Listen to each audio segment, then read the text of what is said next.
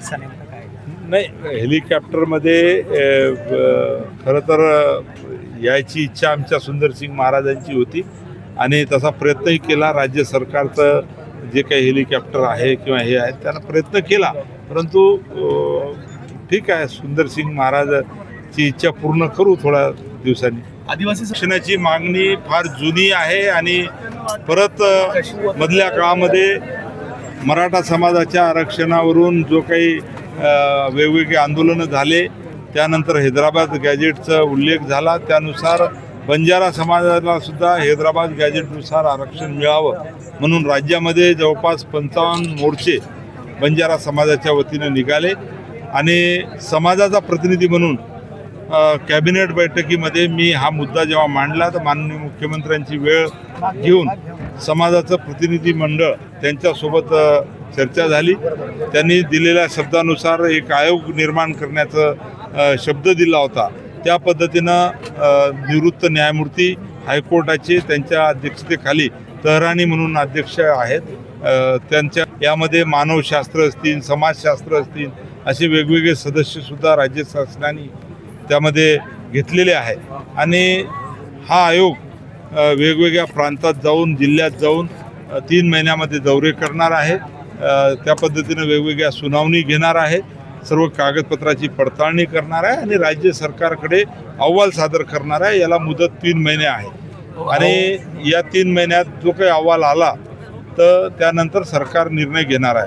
आणि म्हणून आजच्या कार्यक्रमामध्ये मी सर्व समाज बांधवांना या ठिकाणी विनंती केलेली आहे की जे समाजाचे अभ्यासक आहे, विद्वान आहे, त्यांनी या समितीसमोर जाऊन मुद्दे व्यवस्थित मांडले पाहिजे. ही भूमिका मी मांडली.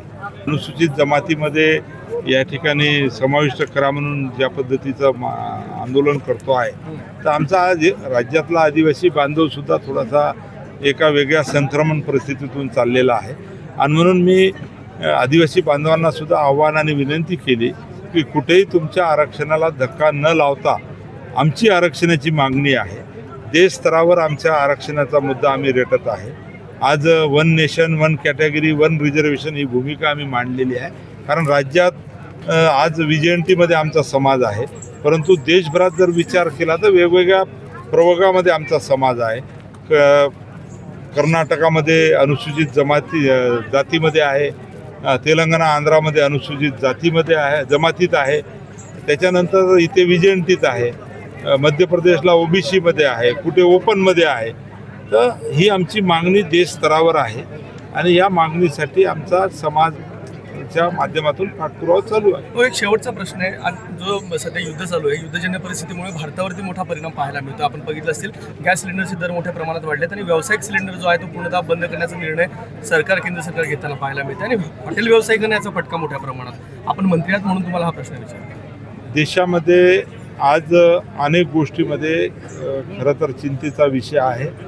देशाचे प्रधानमंत्री सन्माननीय आदरणीय नरेंद्र मोदी साहेब आणि केंद्र सरकार या युद्धजन्य परिस्थितीमध्ये अतिशय बारकाईनं लक्ष ठेवून आहेत. आणि आज जर आपण पाहिलं तर भारत देशाच्या संदर्भात आपण नेहमी म्हणत होतो की भारत देश हा आर्थिक महासत्ता होण्याच्या दिशेने वाटचाल करत आहे.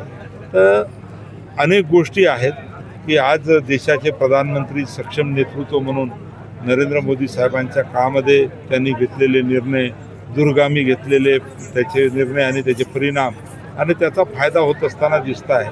आणि त्यावरूनच आज वेगवेगळ्या गोष्टीला सुद्धा आपण समोर जात आहोत. आज युद्धजन्य परिस्थितीमध्ये काही चांगल्या गोष्टी ज्या ठिकाणी घडलेल्या आहेत, काही वाईट गोष्टीसुद्धा आपल्याला भोगाव्या लागणार आहेत. आणि म्हणून या सर्व दृष्टीनं आमचे वरिष्ठ नेतेसुद्धा, ते राज्याचे मुख्यमंत्रीसुद्धा किंवा देश पातळीवरचे नेतेसुद्धा या सर्व स्थितीवर बारकाईनं लक्ष ठेवून आहे आणि कुठेही देशवासियांना याचा फटका बसणार नाही या संदर्भात या ठिकाणी प्रयत्न त्यांचे चालू आहे.